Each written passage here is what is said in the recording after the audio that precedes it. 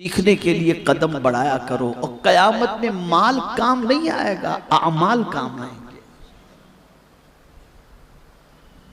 और जैसे जैसे मॉडर्न टेक्नोलॉजी का दौर बढ़ रहा है, सोशल मीडिया का दौर बढ़ रहा है, बेहयाई का दौर बढ़ रहा है, वैसे वैसे लोगों में नेकी करने का जज्बा ठंडा पड़ता जा रहा है और गुनाह करने का जज्बा जोश पकड़ रहा है।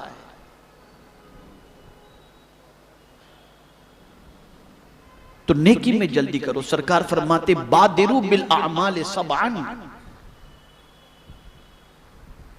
नेकी करने में जल्दी करो। जब जब जहां मौका मिल जाए कि ये नेकी में कर लूं, फौरन कर लिया करो, उसमें ताखीर न किया करो। इसलिए कि पता नहीं कौन सी नेकी अल्लाह को पसंद आ जाए और नजात फरमा दे। वो तो बहाना चाहता है, बख्शिश का कोई ना कोई बहाना चाहता है। तो नेकी करने में ताखीर न करो, नेकी कर लिया करो, जल्दी कर लिया करो। नेकी का जब जब मौका मिले नेकी कर लिया करो। अल्लाह अज़्ज़ व जल उस नेकी को कबूल फरमाकर हो सकता है उसी नेकी को हमारी नजात का जरिया बना दे। तो अर्ज ये कर रहा था, हफ्तावारी इज्तिमा में आप तशरीफ लाते हैं और आकर के बहुत सारी बातें आप सीखते हैं, अपने आप को संवारने की कोशिश करते हैं। और बहुत सारे ऐसे लोग हैं जिनकी जिंदगियां अल्हम्दुलिल्लाह इज्तिमा की वजह से संवरी और जिनकी जिंदगियों में इनकलाब पैदा हुआ। तो आप गुज़िश्ता इज्तिमा में समाअत फरमाए थे कि हलाक करने वाली दूसरी चीज कौन सी है। पहली चीज आपने माह रबीउन नूर के आगाज से पहले आपने समाअत फरमाई थी। तो हलाक करने वाली पहली चीज है तकब्बुर। अगर किसी इंसान के अंदर गुरूर पैदा हो जाए तो समझ लीजिए कि उसके हलाक के दिन करीब आ चुके हैं। अना यानी घमंड ये फना कर देता है। तो तकब्बुर से हमेशा बचें और अकड़ से अल्लाह अज़्ज़ व जल्ल की बारगाह में पनाह मांगे। दूसरी चीज हसद, जेलेसी, जिसके बारे में गुज़िश्ता इज्तिमा में आपने समाअत फरमाया। और तीसरी जो चीज है जो इंसान को हलाक कर देती है वो है झूठ। ये बहुत खतरनाक चीज है, ये इंसान को तबाह कर देती है और ये हलाक करने वाली चीज है। हलाक से मतलब आप ये न समझें कि सिर्फ दुनिया ही के अंदर इंसान को कोई नुकसान पहुंचेगा झूठ बोलने वाले को, नहीं। आकाए करीम सल्लल्लाहु अलैहि वसल्लम इरशाद फरमाते अलैकुम बिर, सच को लाजिम पकड़ो, नेकी को लाजिम पकड़ो। अलैकुम बिस्सिद्क, सच को लाजिम पकड़ो। इन्न सिद्क बिर्रुन, बेशक सच नेकी है। इन्नल बिर्र यहदी इलल जन्नह, के बेशक ये सच तुम्हें जन्नत तक ले जाता है। और सरकार फरमाते झूठ से बचो कि झूठ गुनाह है और ये ऐसा गुनाह है जो इंसान को जहन्नम तक ले जाता है। यानी ये मामूली गुनाह नहीं है। यानी कुछ गुनाह ऐसे हैं जो इतने शदीद नहीं होते जो इंसान को जहन्नम तक ले जाएं, लेकिन झूठ ऐसा गुनाह है कि सरकार फरमाते हैं ये जहन्नम तक ले जाता है, जहन्नम तक। अब आइए कुरान की रोशनी के अंदर झूठ के बारे में थोड़ा सा समझने की कोशिश करें। सूरह नहल की आयत नंबर 105 में अल्लाह अज़्ज़ व जल्ल इरशाद फरमाता है इन्नमा यफ्तरिल कज़िबल्लज़ीना ला युमिनून बिआयातिल्लाह व उलाइका हुमुल काज़िबून। झूठ बहतान वही बांधते हैं, किसी पर बहतान लगाना और झूठ। अब कौन बांधते हैं और झूठ कौन बोलता है और बहतान कौन लगाता है? कुरान कहता है झूठ बहतान वही बांधते हैं जो अल्लाह की आयतों पर ईमान नहीं रखते। ला युमिनून बिआयातिल्लाह, और फिर आगे कुरान ने मोहर लगा दी और कहा व उलाइका हुमुल काज़िबून, और वही झूठे हैं। यहां मुराद जो है वो कुफ्र के बारे में है, इसलिए कि सबसे सच इस्लाम है, तौहीद है, और सबसे बड़ा झूठ कुफ्र है। एक खुदा को मानना ये सबसे बड़ा सच है, और कई खुदाओं को मानना ये सबसे बड़ा झूठ है। तो अल्लाह की आयतों पर जो ईमान नहीं लाते वो झूठ बांधते हैं, बौतान बांधते हैं, और वही झूठे हैं।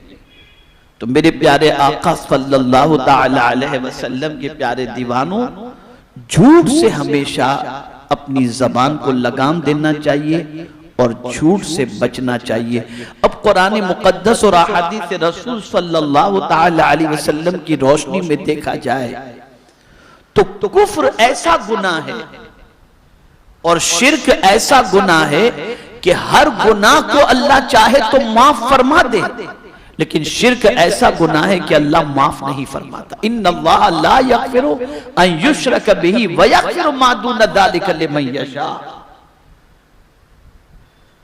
अल्लाह शिर्क को माफ नहीं फरमाता, और शिर्क के अलावा जिस गुनाह को चाहे वो माफ फरमा दे।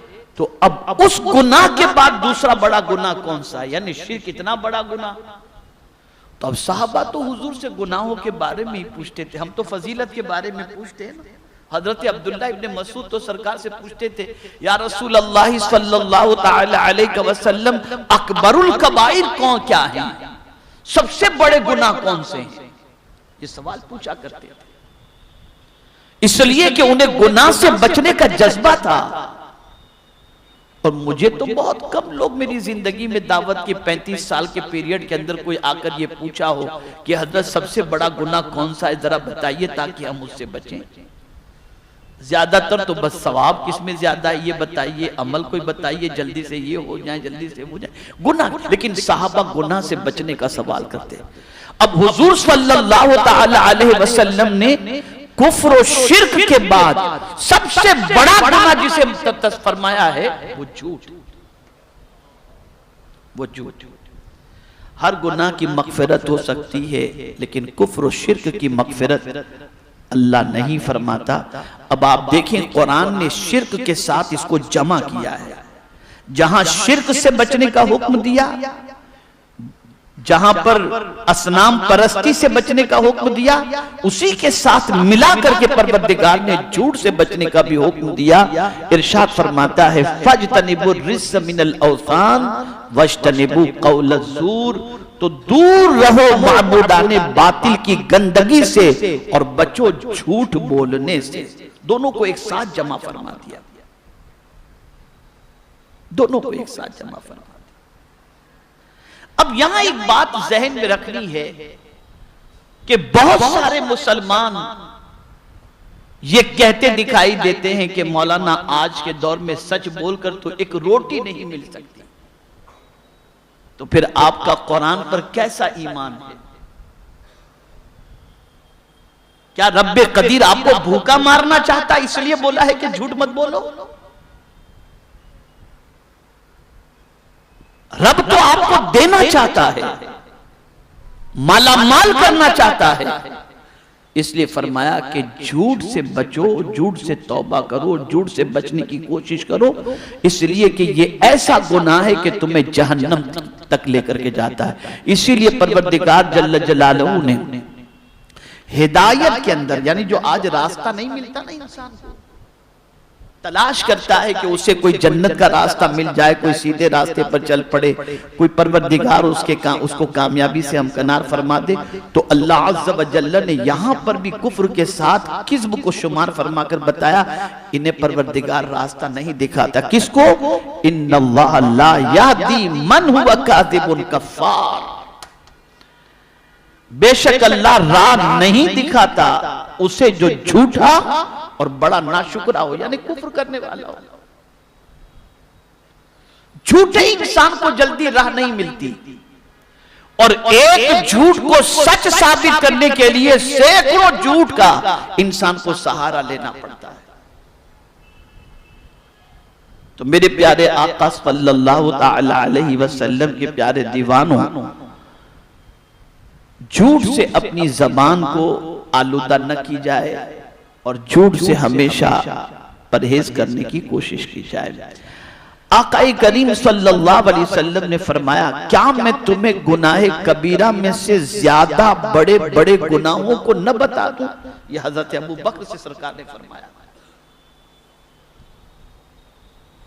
बड़े बड़े गुनाह सरकार खुद सहाबी से फरमाते हैं, मैं तुम्हें बड़े बड़े गुनाह न बता दूं? इस तरह आपने 3 मर्तबा फरमाया। आप देखिएगा झूठ की मजम्मत में हुजूर का मिजाज कैसा था। जब सरकार ने जब इसका जिक्र किया तो कैफियत हुजूर की क्या थी।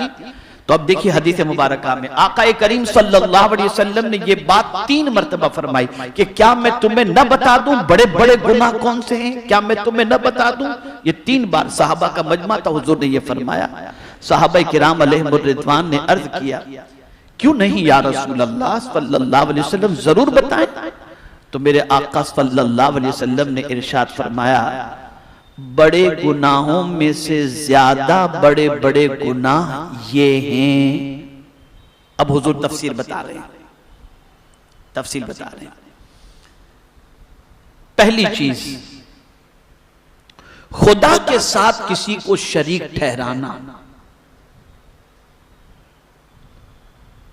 अब यहां बहुत गौर से सुनिएगा, मैं जो अर्ज करने जा रहा हूं।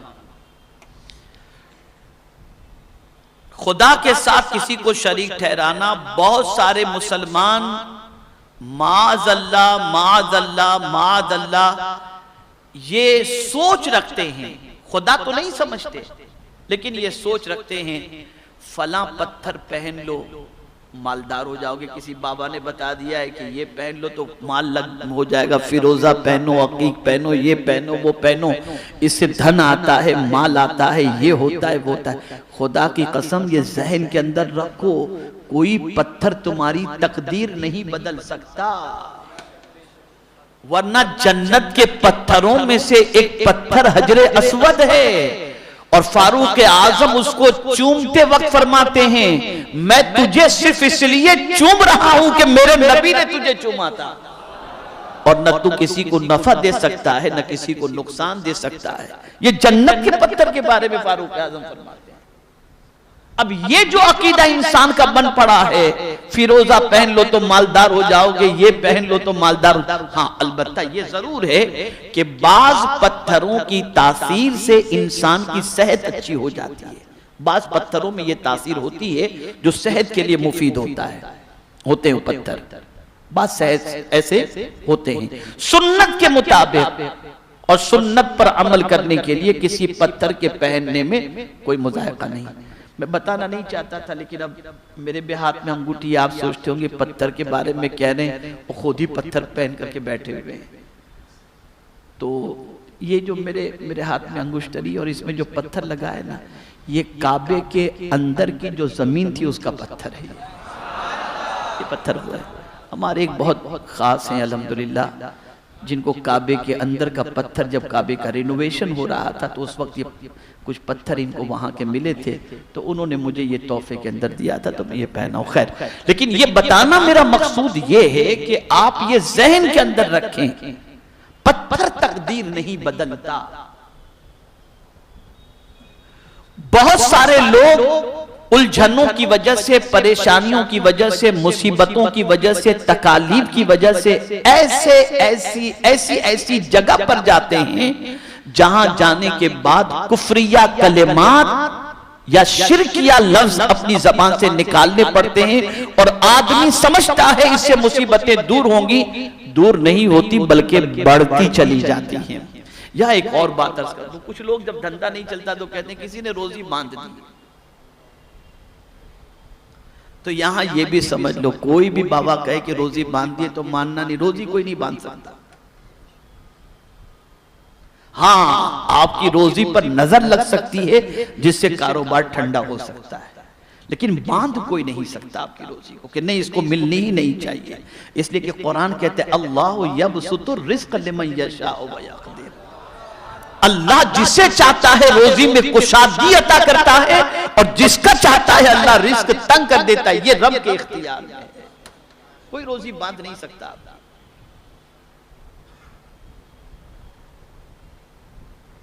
तो अर्ज ये कर रहा था खुदा के साथ किसी को शरीक ठहराना ये सबसे बड़ा गुनाह है।